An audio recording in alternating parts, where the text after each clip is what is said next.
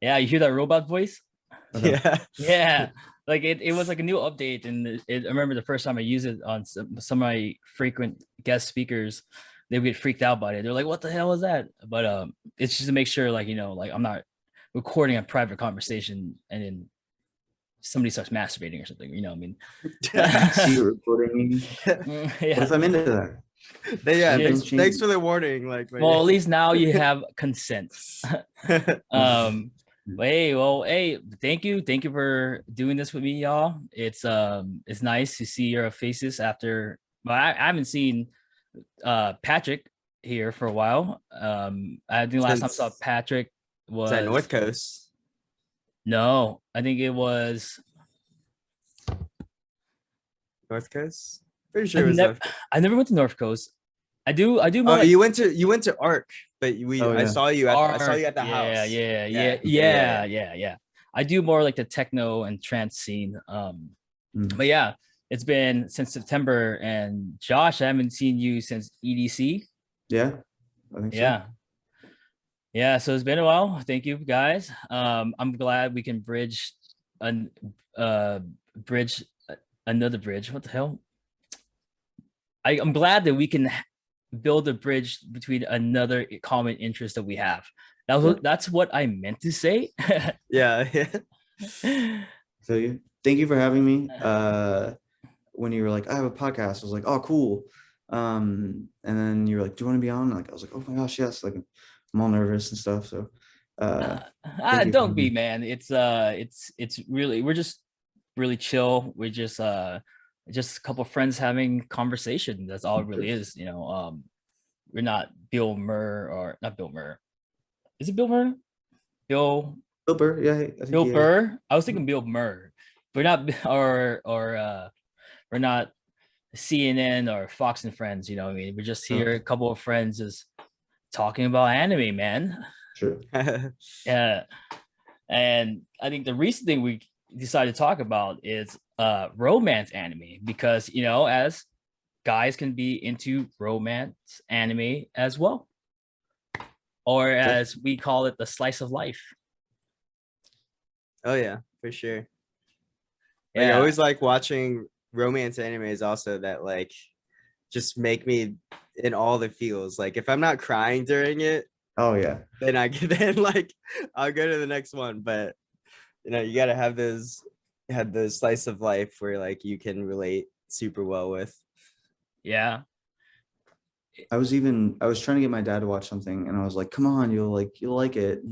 He's like, are you gonna make me cry again? And I was like, it's good for you. Like, this is a good emotion. You need to be having it. And he's like, no. Yeah.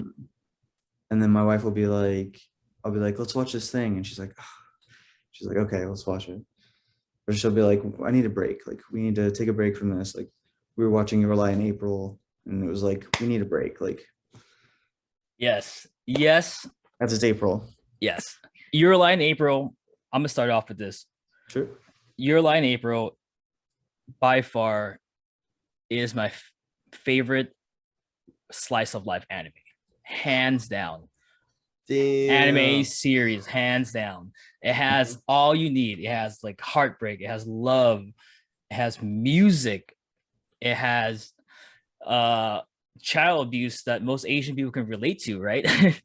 It's and in the first few episodes, I'll probably say this now. It's probably a lot of spoilers for whatever we're talking about. So, oh yeah, for sure. If you don't want to hear about Your Lie in April, you should probably skip forward or just tune out.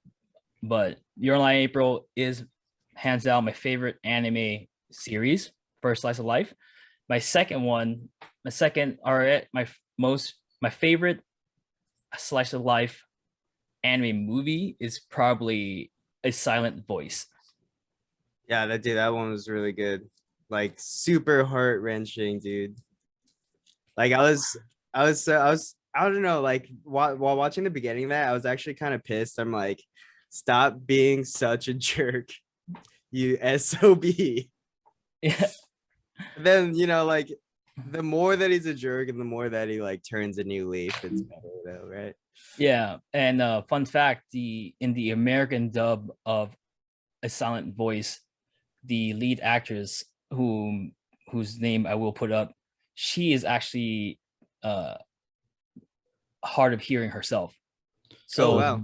so they casted somebody who they represented her right. It's pretty cool. I usually like never watch dub versions. There's only a handful that I will, but knowing that, I might check it out. Yeah. I mean, I only checked out a few clips because I don't really watch dubs, but I did a lot of research on a silent voice, and because I was so infuriated that Boss Baby won best animated feature that year. God. And Boss Baby. Oh, God. Boss Oh, Baby. no, come on. That's what's wrong with society right there. And it just I don't know, it makes no sense because Doesn't- no, so- anime has won best animated feature before. I think it was Spirited Away, right? Spirited Away, yeah. So I just, I mean, I'm not an Oscar fan, so but that whole fact that it wasn't even nominated was like, why? Yeah. But yeah, so those are my two. Anybody like to go next? What's their favorite?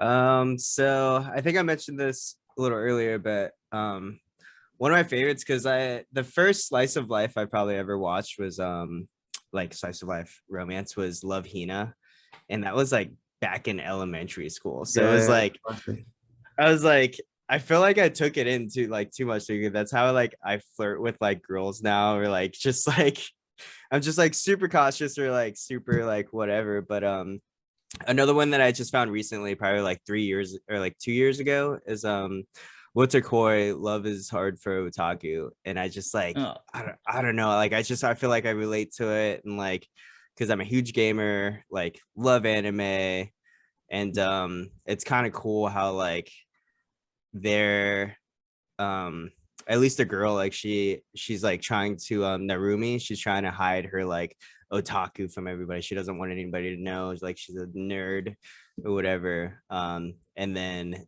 these two like friends just like find each other and start dating, and it just like works out. But it's like it doesn't just work out, they also like it actually goes through like their troubles of like relationships, of them trying like to actually be in a relationship, and like that. Like I have some manga, but like I never bought a manga so fast because it's only like I think it's like 3 seasons or something, and I'm just like I need more, and there's like zero talk about there being more of the any more seasons. I'm just like, all right, to the manga.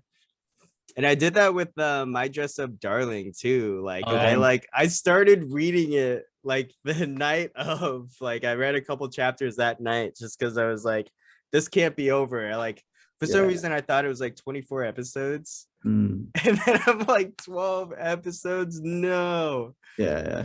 I was heartbroken. Yeah. Do you have a favorite rom-com anime movie? I don't know too much about like rom-com, but like, or actually, so there's a movie called Ride Your Wave, and it's like she's like a free spirit, like a surfer, like she belongs on the water, and then she starts dating someone, and she like teaches him to surf. That was like their date. He's like, hey, like do you want to teach me how to surf? And he ends up like catching this like super big wave, and he was like all happy about it, and then he goes back into the water and he dies. So she has to like figure out how to like, because she was all about him, she was like, oh, like I want to learn to do this like with you, blah blah blah. And like so she just like becomes super depressed and like has to learn how to be her own person. But like she ends up like, he like comes to her in water when she like sings this song that they like sang together. So that was pretty sweet. Yeah. And then I don't think you guys have seen it, so I'm gonna leave it at that. No, I've never seen it. No, but Ride Your Wave, like highly recommend it. So good. I was trying to think the whole time of like which rom-com anime or romance anime was like, Oh, it doesn't have to be romance. Right. It could just be a slice of life. and then that's hard too. Because there are a few that I really enjoyed. I think that it's kind of weird, but the romance in Beastars I really thought was cute. And Beastars is kind of a weird anime, but Between the Wolf and the Bunny I thought was very cute. It's just a huge metaphor, right? Yeah, Yeah. no, and it was that just the metaphors in the anime in general I thought were fascinating, and the way they sort of showed society in different ways. So I actually really liked Beastars. I thought it was amazing. But My Dress Up Darling for this season and just in general really left a big impact on me, where I was rooting for them. Yeah, I don't know. It's so nice to have something that's just like, because like Your Lie is like kind of sad, and then just to have something like wholesome where you can just be like happy for them and like want to see them grow together. And it's like, yeah, I totally understand where you're coming from, Patrick, where you're like, I can never, like, it was only 12 episodes, like I want more, I want to see them like, you know. Yeah, definitely. And at the end, spoilers when she says, Eric, you've seen all of it, right? No, but continue. Oh, no, I don't want to spoil it then. No, No, go ahead. We're in No, no, spoilers. no, We're in no way, spoiler dude. territory. No, Talk. no. Say your truth, bro. It's No, okay. no, Go ahead. no. You gotta watch it. I'm gonna watch it nevertheless. Go But ahead, man. At the very end is awesome, but then it leaves you with this like, you wanna Dude, I subscribe to a bunch of meme websites. I really seen most of the ending. Like I okay. so All right. like it doesn't really matter. Like I'm All gonna right. like I've been spoiled. When she tells him that she loves him, that Yeah, is- there's a oh my God, meme. so I've seen cute. it. So cute. Yeah, Umid tagged me in that one, and I was like, dang it, I haven't seen that episode yet. But I was like, Oh yeah. that's so cute. Oh man, dude. So like, so my friends, the Asians, Steph, Nick, Mario. I don't know if you guys know them, right? Steph, Nick, Mario, and them. Yeah, Steph and Nick. Yeah. Yeah. So like, we were watching Your Lie in April, and I sent a meme out about characters how they started, how they ended. One of them was fuck, dude. What's her name, dude? Not Kosei. In Your Lie in April, the one who like he dies. What's her name? I have it up. I thought her name. I wasn't saying Mari, but I'm wrong. Kusa. Oh no, I don't have that one up. Sorry. No worries. Oh no, I do. Kaori. Corey, yeah. So one of them was like, it was her face, and the next picture was a tombstone.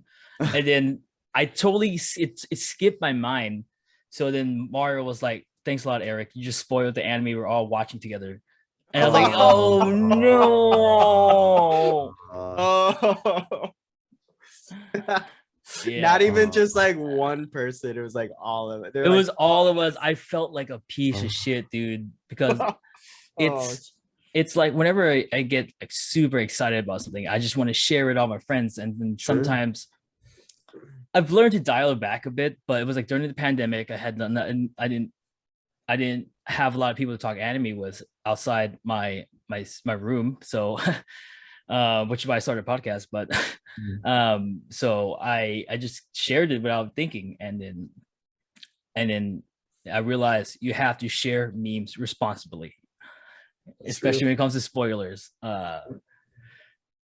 It sucks because then I don't think they finished Your Lie in April, and they got to the point where Kosei was playing piano with his rival's little sister, Takashi's sister, Nagi.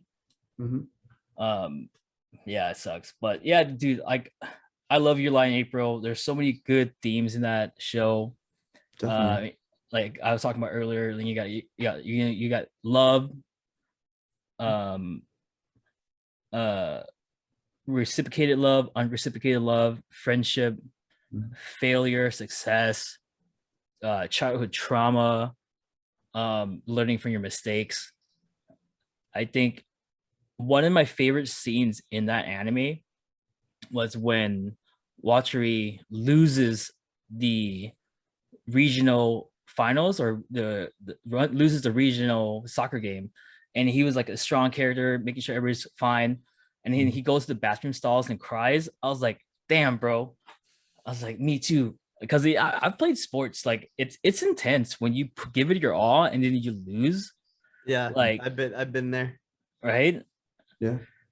Like, there's very volleyball games, dude. Fuck it. That's why I liked Haikyuu so much. Oh, gosh. It was the first and only sports Yeah. anime I've ever watched. I was like, because I was Really?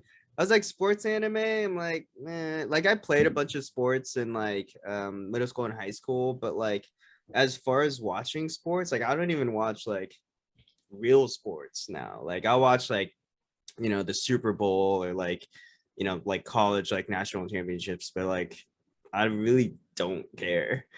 mhm. But like watching that one, like I'm like anime and I'm like volleyball, like because one of my favorite sports to play is volleyball. So it's like I just connected with it so hard because from the anime aspect and like how well like the research they did about playing volleyball and like the, you know, everything that goes into like what you do, the strategies of volleyball, like it was so spot on.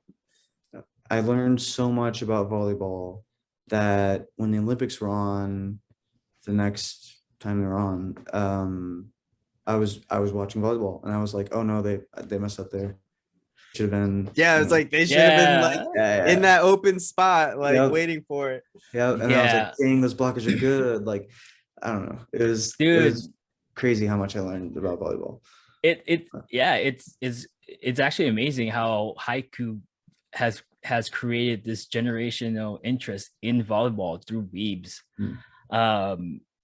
There's even YouTube videos of actual real volleyball players in college and professionals who review Haiku, who react to Haiku episodes. Well, we like let's all agree we all love Haiku, right? Oh yeah. Amazing, Oh, yeah. amazing slice of life. When I was growing up, the only volleyball I watched was my high school teams play volleyball. I think my senior year, the girls volleyball team, we only had a girls volleyball team. They won, I guess is equivalent to state for D3 or D6. I can forget which division it was, but they won. And I was at that game. It was so intense. But outside of that, you know, the only volleyball I watched was like, you know, beach volleyball because, you know, we're a bunch of dudes, girls half naked hitting volleyballs. And so whenever it came to like the men volleyball, like I didn't watch that shit. So when people were like, when Nick was like, hey, you have to watch Haiku. I was like, Haiku, I played real sports. I watch real sports. I didn't watch that stuff. And then one day I was super hungover and I was like, all right, I might as well check out Haiku. The first few episodes, like, all right, let's see what happens. And then once you get to know the characters, you start like diving in. It becomes, you become immersed in this world where you're just trying to see everybody flourish in their dreams and trying to succeed. I think Haiku, I said this before, but I think Haiku, the matches in Haiku are more intense than any Dragon Ball fight. Oh yeah. The stakes, like the stakes are higher. There's more variety in techniques, and you care for everyone. You know, I don't think there's a team I rooted against in Haiku, even the enemy team. Right? Yeah. Right? Because they make everybody so likable and just you want to invest in every single person. Yeah. And if I remember correctly, they had like whole episodes or like several episodes of the other team. So it'd be like you'd be watching, I don't know, this other team for a couple episodes, and I was like, well, dang, all right, like they fought hard to get here to this match too, you know, and I don't feel like you really have that in many other anime or sports anime. Yeah, I haven't really seen any other sports anime. I tried watching the other volleyball one, which it was too dramatic for me, so I never got into it. I gave it 2 episodes and I kind of just dropped it. There's that badminton one, which is kind of cool. I'm probably gonna finish it soon. There is the men's gymnastic one, which I kind of want to watch. Oh, actually, Oh, no. really? I watched, I think it's called Run with the Wind. Oh, It's no. about college marathon running, No. which is actually really good too. Okay. They all the characters are interesting. You're invested into these people and their growth. But in that one, there are villains. You do want to see other people fail. Whereas in Haiku, you're like, why can't everybody just win? You know? Yeah. Yeah. For sure. For sure. Yeah, it dude. I know people complain about the last two seasons animation, but I just think the story just carries it, man. Yeah, no, I don't. There are some like Seven Deadly Sins fell pretty hard on animation. I felt like in some of the seasons. But for the most part, people when I see people complain about animation, I guess I don't notice it until something beautiful comes up, and then I'm like, oh my gosh, this is the most beautiful anime I've ever seen. But yeah, for whatever reason, it all blend. I think everyone does a fairly good job. And I never thought of that for Haiku. I haven't either. Like yeah, I wasn't so much focused on the animation. Like, I mean, it was sweet, like seeing like the plays and all of that, but like, yeah, like you said, the story carried it so much that it wasn't even like a factor to me Mhm.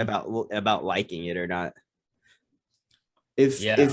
y'all do want to check out another sports anime, I recommend Ahiru no Sora, which is a basketball anime. I love basketball. So I have to confess that being from San Antonio, Texas, I love the Spurs. So it's about this small boy who likes to play basketball. Usually basketball is played by taller people. And his mom was a professional basketball player, and it's about she taught him how to shoot, and so he can shoot really well. And the high school that he goes to doesn't have a team, and so he has to like create a team, and so it's about him doing that and their adventures. And so you don't really learn about the other teams. And there's a little bit of romance in there too, because there's a female team, basketball team that's already exists. And so his romance interest is on the female team. But yeah, I definitely recommend that one. Is it the older one, or is it the recent one where That one was recent, October 2019. oh That's when that one came out. is that the one where like everybody's delinquent? Yeah, a bunch of them are. Yeah. Oh yeah, actually I tried watching that first episode. I couldn't get into it just because like everybody was so mean. Yeah. And that's they a get weird nicer. thing to say, right? Yeah, no, they're very mean to the main character. Yeah, everybody's so They're- mean. I they're just very didn't want to mean. watch it. So I sort of I want people to be nice. Yeah. No, they're mean to him for sure. It's definitely off-putting. Yeah, because in Haiku, everybody's so nice. Yeah. Or Well, I mean, the King of the Court, not so much at first. oh yeah, but then you end up loving him. You know. Oh, 100%. Even like my favorite episode of Haiku is Monsters Ball of the recent season. It was like episode 23 or something. Even the twins, you know, they're arrogant assholes. Oh, yeah. But then as you get to find out more about the story and you get to find out more about the other twin, you're like, damn, I kind of want to see these twins succeed too. And then, oh, dude, the animation for that last scene when Hinata and Kageyama blocked the ball after the twins did the perfect setup for their spike or the twin quick. And then fucking what's his face? Takasumi is narrating. You're just like a feels boner, dude. For sure. Yeah. Sure. It, dude. There's this meme. It's like if you're trying to date, you can't. It's like you're trying to date an anime girl, but she has all these male husbandos and the entire team of Haiku. There's no way you can compete. Yeah, I don't know, man, but I probably should give Sora a chance Yeah, give it another chance. You start to feel for those characters. They're less mean in the later parts, and you sort of understand them a little bit better. And then you really pull for the team and the main character without giving spoilers or anything. Yeah, I think I started that badminton one on Funimation, but they only had dub, so I stopped it. I like watched like 5 minutes of it just to kind of see. Yeah. I mean, I stopped, but you said you're watching that, Eric? Is it worth the watch? If you have nothing else to watch, I think it's good. I think it's warrants to watch. Like the relationships in it feels real. But I've only seen 3 episodes. I always do like the 3 episode rule. But when I have more free time, I'll probably end up finishing it. Yeah, like Run with the Wind, that marathon one. I tried to binge it, and I ended up watching the last like 4 episodes at EDC. Oh, what? Well, not at EDC the festival, but I was like at the hotel room. I was on pre-game. Yeah, just kind of watching it. I was like, I need to know how it finishes. Yeah, for sure. Damn, dude. Hell yeah. Yeah. I keep telling some people to watch it because spoilers. Actually, I don't want to say anything because I want you guys to watch it and we can talk about it later. But it's good. I don't know how else to say it. That's it. That's enough. It's 25 episodes too, so it could kill a lot of time. I'm gonna have a flight from DC to LA to go to ASOT 1000, so I'll try to look into that. Yeah, the good thing too is you can download episodes on your Crunchyroll and just watch offline. Like the one slice of life anime, I it's kind of like a guilty pleasure one. It's called Tara-kun Never Falls in Love. I keep telling you guys about it, but the animation in it, it's gorgeous. There's a lot of good scenery in that anime because the main protagonist, he is a photographer, so they have a lot of good animated and good animations of landscape or just use of light and color. Later on in the series, there's an episode about this where they try to take pictures of the stars, and it's beautiful, the animation, that one. And So was that a show or a movie? it's a show. It's a original anime, so there's no manga, there's no light novel to it. Oh well. Yeah, I don't think I've seen one. I'll have to check it out. It's it's on High Dive. I don't think it's on Funimation or Crunchyroll as of now. Okay.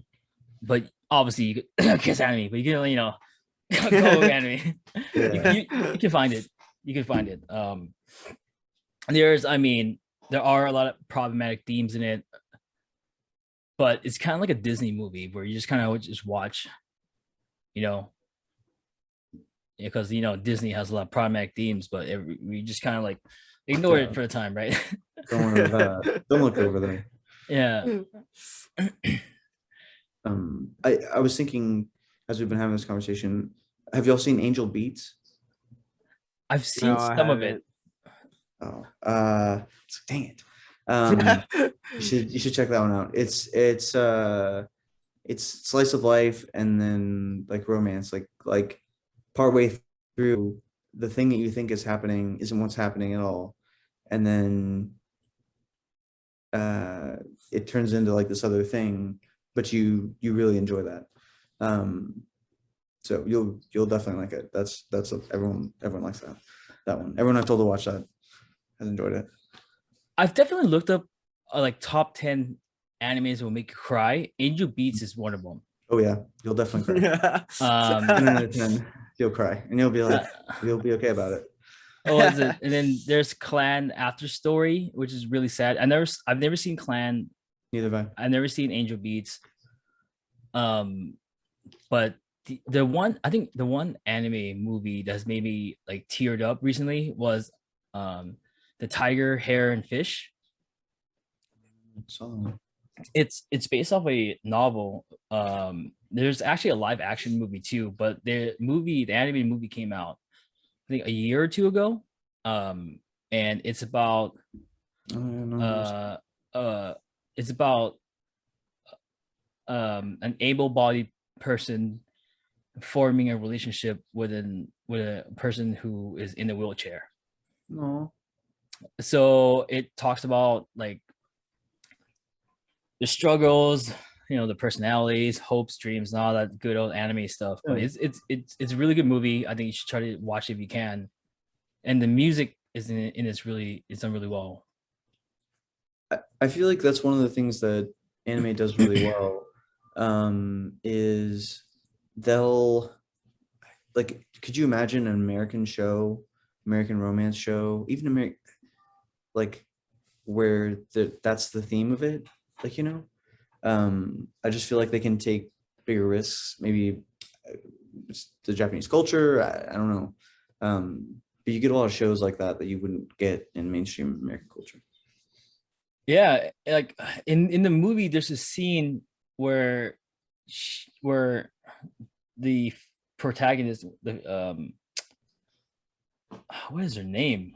Josee, Tiger, and Fish. Okay, oops, I fucked up the title there. It's called Josee, Tiger, and Fish. So Josee, that's her name. Her name's in the title, dumbass.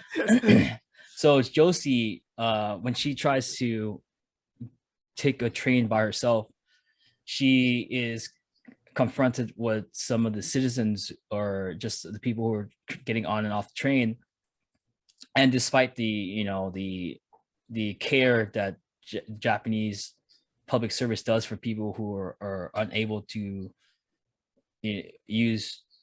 unable to perform moves like able-bodied people, she sometimes gets ostracized or harassed by able-bodied people who are just moving around her. They kind of see her as a nuisance. And I was looking this like, and it's not just Japan, but I know Asia has a really bad stigma against people with disabilities. Really? I didn't know that. Yeah, it's something we don't really talk about in Asian culture. like mental health in Asian culture it's a big thing. Because for a while, like with Thai and Laotian people, we kind of saw a lot of it as demons or spirits coming back to punish us for an evil deed our ancestors did.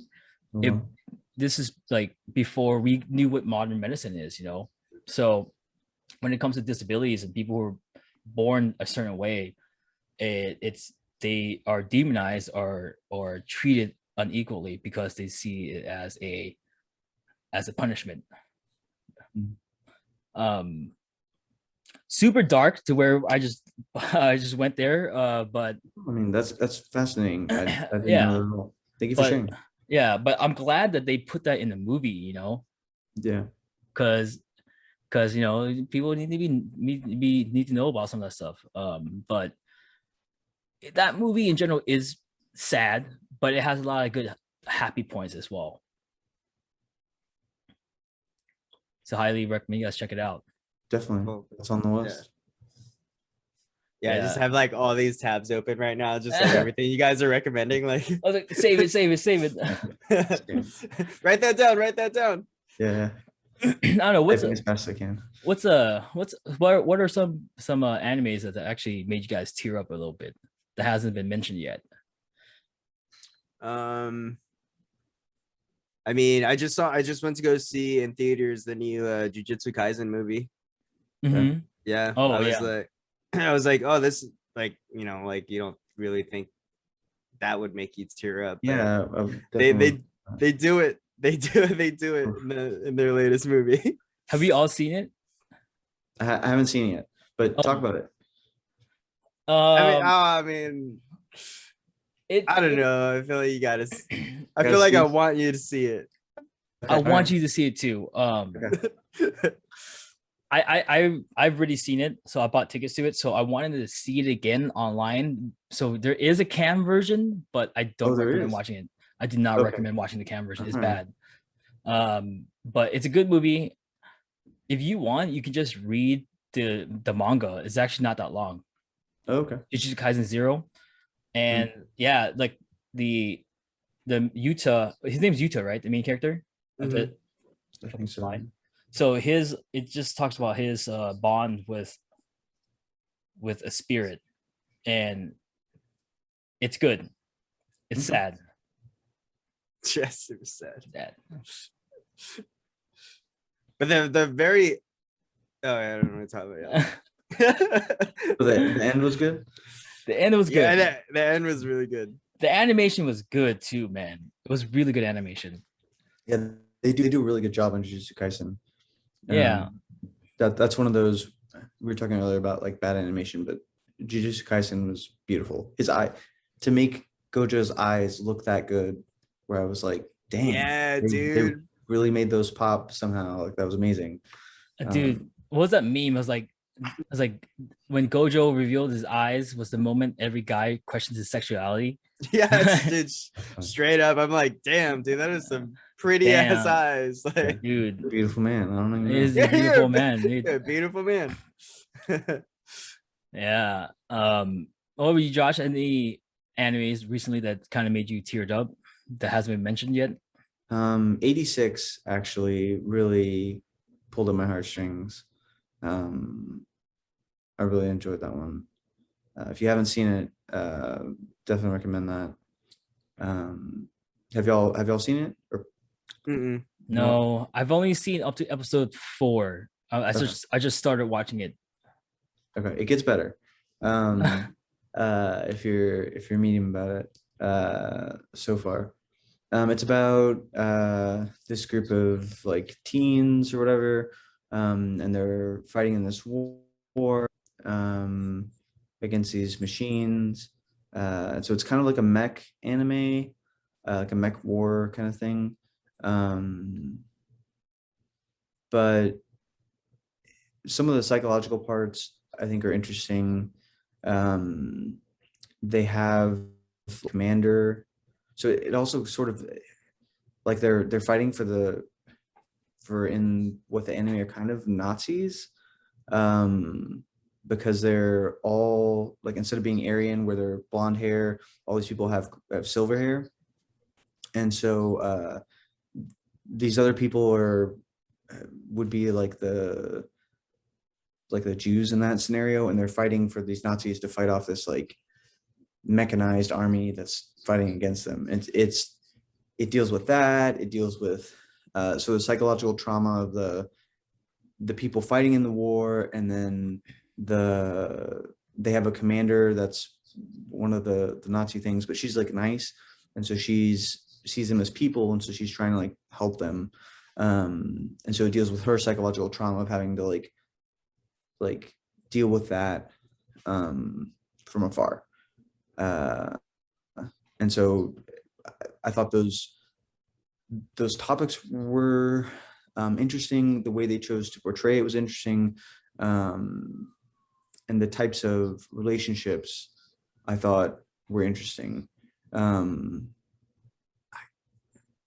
I mean, I can't think of another war anime that I've watched, like Grave of Fireflies or something. That was sad, but Attack on Titan. Attack on Titan. Fair. Naruto came to my head, but like, so I guess Attack on Titan and 86 would probably be the most like, and Grave of Fireflies would be like very war centric. Yeah, I think There's 86. Oh, go ahead. Sorry. But no, there's also like a super old anime I watched when I was like early or late middle school, early high school, called like Saikano. And it's like about two high schoolers in like this military town, and they like take this girl, and like she's like all brittle and like small or whatever, but like they turn her into a weapon. And like of course, like the two high schoolers start falling in love, and then like in the later episodes it's like it's kind of weird because she's like turning more and more into a weapon, and it's like, so like, are you still a human? Like, do you still love me or whatever? Oh, and wow. It's just like, and it's devastating because like they're in love, and then like she just turns more like kind of mechanical, and like she still loves him, but also like she's like a weapon. So it's like it's crazy. Do you think it's a metaphor for like growing up and the difference between like personal feelings and duty? I mean, I could kind of see that. Yeah, for sure. Like, I mean, like most good anime, they're all metaphors or something, right? Sure. Like yeah, 86. I mean, I think compared to like Attack on Titan, I think 86 is a bit more on the nose. Oh, yeah. Or when he talks about like the whole like racism and everything. Yeah. And trying to humanize just people who were viewed as non-humans. Mhm. It's like I'm trying to think of other good ones, like because you know obviously there's anime where it's just for guilty pleasure, you know. They're not really trying to say much, it's just for entertainment. And I think the ones that stick with us the most is just like are the ones who are trying to tell us what without telling us. yeah. Sure. Unless it's Ava. Ava is just kind of like Ava is just a dive into the creator's mind, but Ava within itself. I want to table Ava. I think Ava I could talk for days about Ava. But it's just like, you know, all the good ones just makes us think or make us question what's going on around us. Definitely. I don't want to keep going back to Attack on Titan because I'm gonna go back. I'm gonna talk about it later. But before I move on, I think another really good one that made me cry a little bit is Made in Abyss. Okay. Have you guys seen Made in Abyss? No, I haven't seen it. Dude, it's on Amazon Prime. There is a movie, and that movie it's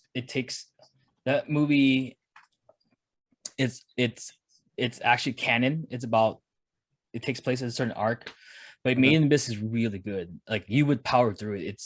It doesn't seem like something most people would watch because it looks like a bunch of kids, but the topics in it is pretty heavy. Okay. Like, you know, they talk about like just trying to survive and exploring and using kids as a means to gather resources. It's good. It's good. I highly recommend checking it out.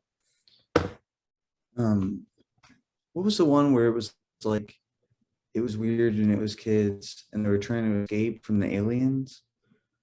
And have y'all seen that one? And they're on like a farm. Oh, Promised Neverland. Promised Neverland. Oh my gosh, that first season of that was dark. I've like scrolled past that all the time, but I haven't watched it. So the consensus is you should watch season 1 and then read the manga. Yep. Like season 2 is just rushed. Like just don't. Like when most people say anime is rushed, yeah, I get it. But this one, it was literally rushed. Like they got at the end, like at the last episode, they did like a slideshow of the manga. So they went through the entire manga as a slideshow. Oh, what? Yeah. It was like it was legit a PowerPoint presentation with music. Corey and I were so mad. They're just like just pause your TV so you can read it. People were so pissed. Oh, it was infuriating. It was and the anime was good. And I was like, why would you not just like leave it open to where make more seasons? Why would you just be like, nope, like this is it? Like I think like we were assuming that they just wanted to be done with it. There was so much pressure for them to make a second season, and they were mainly making video game adaptation animes at that point. So like I don't know, maybe it's their contract, or maybe they would make way more money based off like the video game anime contracts. So I don't know. And it's the only one anime where everybody was on one side of the spectrum. Like they hated it. Yeah, the second season. The second season. Unlike you know Attack on Titan, where it was all divided. And so everybody's all caught up on Attack on Titan, right? Yeah. How do you guys feel about the upcoming part 3 of the final season? I feel like I'm glad they're having it because like it was like final episode of the season. Like, is it gonna be a movie next? Is it gonna be like another season? It's But like, another dude, season. fuck yeah, dude. But it's crazy. Like, he's already stomping the fuck that I like. Did they really think they were gonna like? We're like, we have to stop the Colossal Titans here, or the rest of humanity's done. I'm like, dude, you have like 30 ships. Like, like, are you really hopeful that you're gonna stop them? But I mean, I guess you got to do something. But like, dude, it's nuts. Yeah. On the Yeah. online forums, people were pissed because they wanted the action. They're like, "Oh, this episode sucks." The only good part of it was like the last 10 minutes. This was all recap episode. It's like, what? All the footage they use is new. None of It's this new. Yeah. It's The interesting part that I found out about that episode was like when Mika says like, when Eren Yeager's like, "What am I to you?" Yeah. And then she like asked herself, she's like, if I have answered differently, would it have been like this? And I thought that was super interesting. I was like, I wish you just would have told him that you love him, like right there. Well, it's just, I think Attack on Titan, that anime is all about choice and what we choose to do and what we don't choose to do. And that last episode really highlighted Mikasa's power of choice. Like, it's so weird because everybody loves Attack on Titan, but when the moment it takes away from the action, they hate it. They're like, "Oh, it's too political. Oh, I don't care about these people. Oh, I just want to see more blood and death." I was like, "No, dude, Attack on Titan, like it's yeah, it is an action anime.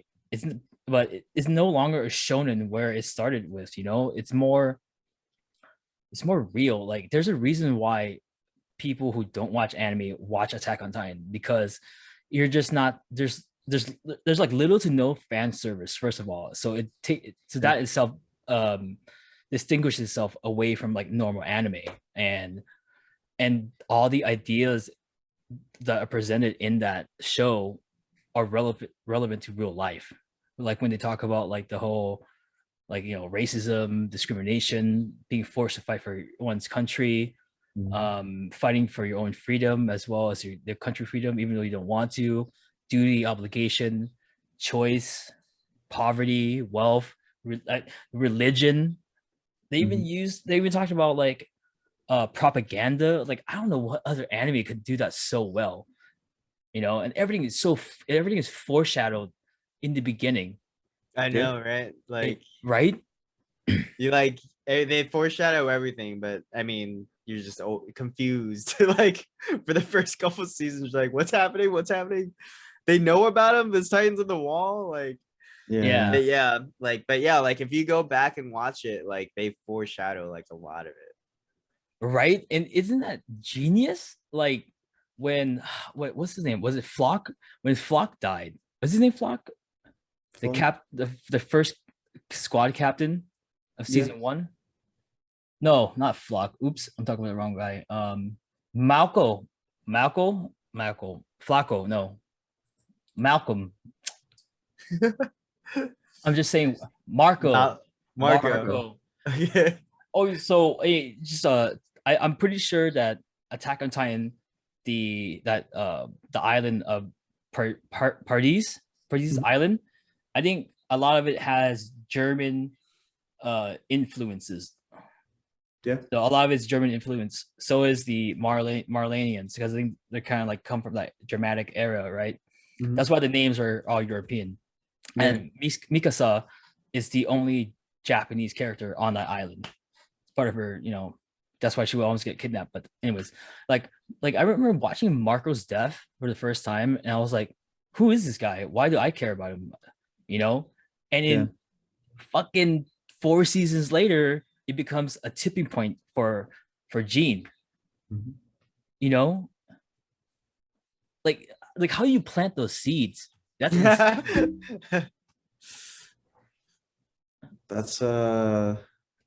that's good writing. I mean, you plan it out, I guess. I mean, I don't know. Yeah, like we were talking about Haiku, how we cared about all the characters, right? I think I was telling my friend who just started watching Attack on Titan, and I was like, Attack on Titan is the only show where there are no side characters. Everybody you meet has some kind of role to play within the story, or everybody in the story goes through a character arc, And then they die. and then they die. And then they die. Usually. So you were talking about choices. I think it'll be interesting. Do you want to talk about predictions? Like, do you? I mean, I read the manga, oh dang, so Peter knows. so I did what Pat did when it came to My Dress Up Darling. fair enough. Well, I will say this: I hope they stick to the manga ending, because I think that what Isisama is building up to, I think that was the perfect ending for for his story. Okay. Of course, I know people are pissed off about the ending, and there's actually a different serialization where they're writing an alternate universe. I think it could be fan made. I'm not too sure who's making it, but they're pretty much writing a different ending for Attack on Titan. It's drawn really well, so I'm actually interested to see how it turns out. Like, there are a couple chapters in already. I don't know how they're gonna end it, because I don't know how else to how they would end it. But that's all I'm gonna say about the ending. But let's go back to this last season 4, part 2. So that scene where Mikasa, Jean, and them just annihilates the entire Jaegerist, right? Yeah. So that was only like a few panels. It wasn't, but in the anime, it was like 10 minutes long, right? Yeah, that was pretty long. The start of it was so intense. Like, it was like Connie and fucking, what's his name? Armin. Connie and Armin, and they're like, oh, like, take these bombs off this boat right now, and then they like find out they're on a different side, and they're like, we're friends, right? We're friends, like, please. And he's like, Connie's like bawling and just like, I know, like, I'm so, and then he shoots him like in the face. It was like, oh god. What I like about that scene was that when they rode up to Flock and said, hey, we need you to free the boats and the engineers, he didn't like go with the plan. He knew something was up. So I like how the anime doesn't assume that everybody is stupid. So when that was going on, he was like, oh no, something's up. So that's why nobody went to go free the boats. And so when when Armin and Connie confronts the two guys on the boats, like, they were even questioning themselves. They're like, we heard you guys side with the Marlanians. We can't do this. And I didn't realize it until somebody pointed out in a thread. They're saying how this scene is a reflection of when Armin and Connie accused Beethoven and Bartold and Reiner. Yeah, with Bartold and Reiner, when they accused them of betraying their friendship. So I don't know if it's the exact lines that he used, but it was a reflection of that scene when they told them that you guys are traitors. So it's yeah, like this whole anime too. It's like, it's a thing on ideas, man. Like in season 3 in season 3, I realized that there is no good and evil in war. And they made that really clear, and like, so basically you're just trying to fight for your own idea and what you believe in.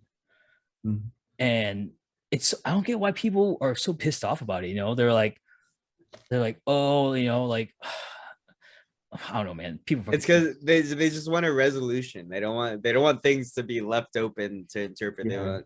They want a resolution. Yeah. I mean, they're getting a resolution, like, we're getting the story of these people that we've been following since season 1. And it's I don't know, it's crazy, man. Like, I also think it was kind of cool to see how it was on the other side, how in the past seasons, Aaron and gang were kind of like the Jaegers. They're trying to fight for the island, but now they twisted on us. Now we see that how fighting for the island can be evil, or it's the enemy, and I think it was perfect how Isayama made that reflection, or made that wait a minute, what word am I looking for? I mean, he made you. I think he makes you sympathize with both sides. And so, as compared to, we were talking about 86 earlier, which also is war. And I guess for Grave of Fireflies, like, we know the American side of that, I guess. But you don't. It's hard to sympathize with us. But you're right. Attack on Titan does a really good job of, say, maybe more like Haiku, where you feel for Annie and Bartold and Reiner and whoever that little girl is that shoots Sasha. Gabby? I refuse to learn her name. Gabby and She has two names. I know, dude. You killed Sasha. How can I forgive you? Yeah, I know. How can I forgive you? I hate her. But I understand where she's coming from. And I can be like, okay, like, I get it. And then it does a good job of even sympathizing, like, war is always scary, you could always die, and it puts that. Attack on Titan does a good job of putting that in the forefront, because most anime don't kill off characters like that. But even the ones that live, like, Aaron was talking about it in the most recent episode, I think, and he was like, oh, I've only got a couple years left, when he's talking about Mikasa, and he's like, I almost was wondering if he's like, should I even not tell her that I love her, and just like, I'm gonna die anyway. He was like, I want everyone to live a happy life after I'm gone. And like, I don't know, I think that factors in for people. That's another thing that they touch on that is interesting, I think. Yeah, choice, and like, nothing is random too. Like, when Flock survives the whole barrage by the Beast Titan, I was like, all right, well, that I thought that was kind of like weird. Why did Flock survive? But then that became his defining moment to become to follow in Aaron's footsteps, because Flock was always trying to fight for something. Flock was always trying to find something he wanted to fight for. And then that moment where he survived, he saw it as a sign to be all in. Right? Yeah. Like, there's no small moments. Everything's intentional. It's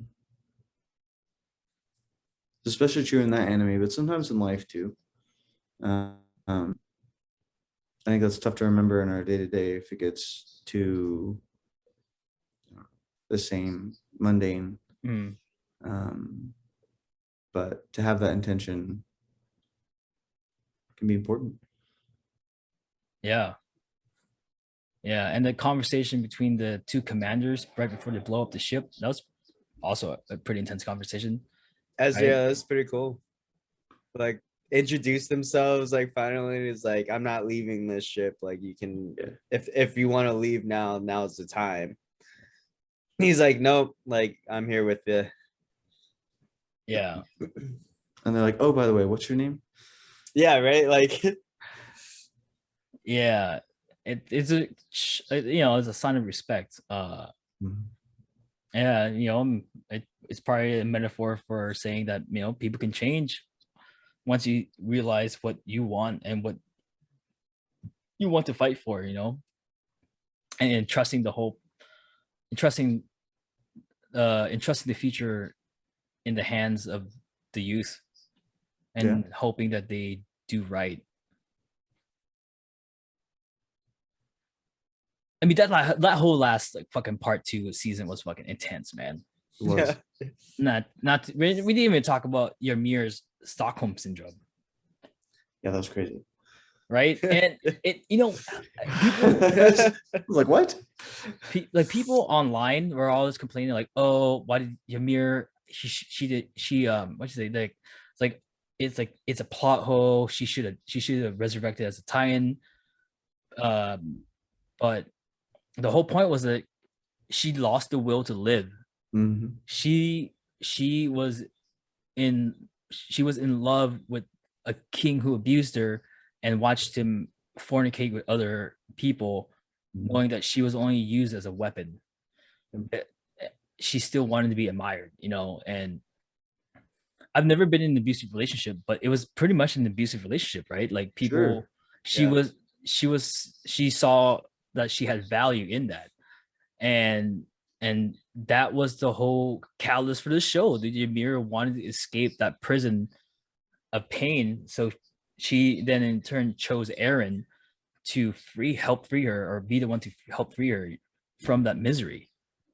Because even though she wanted to die, she couldn't, because mentally or subconsciously she still wanted to be of use to the royal bloodline, or be use of the king. Which is why that scene when Eren hugs her from behind and says, "You can be free," like you finally see her eyes, because in that one moment she made a choice for herself and not for somebody else. Yep. And dude, that was so intense, man. Like there was no action, and all she did was just cry, right? Yeah.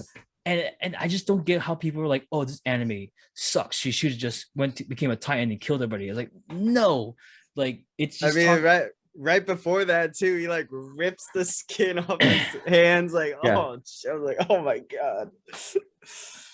It's just the psychological dive into that character is just so immense, like even with Reiner, when he goes through the whole imposter syndrome, right? When he has identity crisis, and it's like he killed his friend, he goes through a tragic event. Like Reiner talks about how he felt like a big brother to everyone, he felt like he was at home, and then he just turns around and kill his friend because of his so-called duty to Marley. It destroyed him inside. Yeah. I think that's would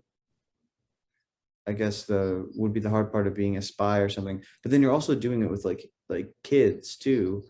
So it's like, well, he spent like 5 years with them, 5 or 6 years. Yeah. So it's like they're growing up, but they're not people yet. So like, I guess as an adult, like right now in my body, if I had to go be a spy for somewhere or something, I had to go like integrate and make friends. Like I could do that, but then I wouldn't be. It would be different if I was like 16 and had to go do that, Yeah. And the bonds you make, and then I guess maybe percentage of your life is a factor too. So like, those 5 years of his life was like a quarter of his life or something. So he spent with these other people, and then that's a different bond than I would have if I went now at 30 to go do that. Right. Well, I mean, most like for guys, like, I feel like I didn't fully start to end the maturing part of my life until like 25. Sure. Like mentally, physically, and just trying to discover who I am. Because even at 18, like people people got drafted, people went to Nam and stuff, and did stuff that their government told them to do, even though some of it turned out to be false. Of course it's under the banner of freedom, but ultimately it's a bunch of young people fighting an old man's war. Yep. And while their family members are not drafted, it's fucked up. It just sucks, and it does a good job reflecting, like, using kids to fight people's wars. Definitely. Attack on Titan does a good job of that as well, and it does, through some of the scenes, it reminds you that they're like kids earlier in the seasons. Like Sasha with her potato or bread or whatever, potato, I think. They're just kids trying to go out there, but then one of them's getting eaten, the next episode or something. So I mean, they're different than normal kids, even. So that sort of accelerates their mental maturity, I guess. Which it would, I imagine, for anyone that's been in war like that. But yeah, they're still kids, and so then it's interesting. Yeah, I mean, if you ever watch interviews from old soldiers who are old, they, when they talk about it, it's traumatizing. Like, sometimes I've always wanted to like sit my dad down and talk about how it was like growing up, going through camps and stuff in Nam, and then finally coming here. It's I don't know, it's a can of worms. It'd be hard to like open it, and that stuff would really traumatize somebody, and it's hard. Attack on Titan, man, it's deep. Well, It is. Like, it's just like it's just it's just a giant commentary on stuff, and maybe we are thinking too hard about it, but No. it's that's what art is supposed to be like for, right? It's supposed to make us think. It's supposed to make us reflect on the world we live in today. Without that, then it would just be entertainment. And I think no matter how this thing ends, I think it's still a fucking great series, man. oh yeah, for sure. Yeah, I literally remember like when I watched the first episode. It was Ozzy, dude. Ozzy showed me the first episode. Wow. Yeah, back in the day, he's like, yo, dude, I just found this like awesome anime. Like it starts off as beautiful, and that's all I'm gonna say. And then I'm like, all right, let's watch it. And then yeah, I was like, oh yeah, like they're looking at the butterflies, everything. Titan comes out and starts ripping people in half and like eating people. I'm like, what is this? I was like, I was not ready for this. Yeah. But yeah, dude, but I loved it instantly. I'm like, dude, this is so different, like, than everything about it. But I mean, like, and that was just like the first episode, but watching more and more, seeing like the themes they touched up on, like, it was just more than just like that. Yeah. When I first experienced season 2, I didn't like it because I think I was too young to really grasp what they were trying to say. But then we're going back and rewatching season 2 when they talked about like propaganda and the influence that religion has on the state. I mean, that as an adult, you're like, oh shit, man, that's big, that's real, that's happening now. But as a kid, I'm like, Titan, eat now, kill Titans. So it's a different mindset, I suppose. But yeah, man, I'm excited. I can't wait to see part 3 of season 4 or whatever. Yeah. So this will be the last part, right? This got to be the last part. Yeah. Because they're pretty much near the end. I don't see them going past 12 episodes unless they decide to add things in the end. But they turned those 3 panels into 10 minutes or something. So they can have a final fight Dragon Ball Z style. I mean, you know what I mean? Dude, like that spirit bomb that takes like 10 episodes. I think the last fight is gonna be, there's gonna be a lot of emotional stakes as well. It's gonna be pretty intense. I'm wondering how they're gonna animate it and how they're gonna do it. It's gonna be interesting.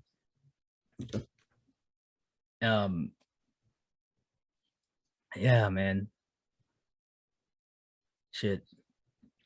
I don't know how else we can follow after Attack on Titan. It's like, just like the most intense subject that we can talk about. That's why I was like, we need to save it till like after at least an hour of us having a lighthearted conversation about animes that made us cry. If we're getting into the serious stuff. Yeah. All right. So guys, any final words about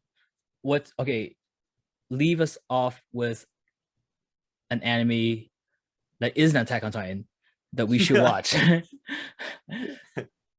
Slice of life, romance, or whatever. So I mean, I know I talked about earlier, but like I think like whenever I like kind of feel down and I want like I need a movie to just make me cry, like have a good cry, like Ride Your Wave. I'm gonna say it again, like just because both of you haven't seen it, but like I highly recommend that one. All right. I mean, I just talked about 86 and y'all haven't seen Angel Beats. So I'll have to say Angel Beats, classic, and you'll definitely cry. Yes. On the list. Yeah. All right. Yeah. So I mean, obviously, you should definitely watch all the animes we mentioned today. If there's one anime I think you should watch, it would probably be A Silent Voice because it's easy. It's only like it's less than 2 hours. I think it's like an hour and 50 minutes, but the ambient soundtrack is nice, and you get to see a representation of a marginalized community and trying to learn how to bridge a communication between an abled and unable-bodied person. And it's good. I mean, it talks about bullying and the effects of bullying on it's just watch it. It's good. It's on Netflix, I believe. Yeah, but yeah, on that note, if you guys, I would like to thank everybody who contributed today, and hopefully we will do this again in the future. And if you liked what we said, agree or disagreed, or think we're bullshitting about Attack on Titan because you hate the ending, you comment below, because I could definitely use the metrics right now. Like and subscribe and all that cringy bullshit. On that note, goodbye, everyone.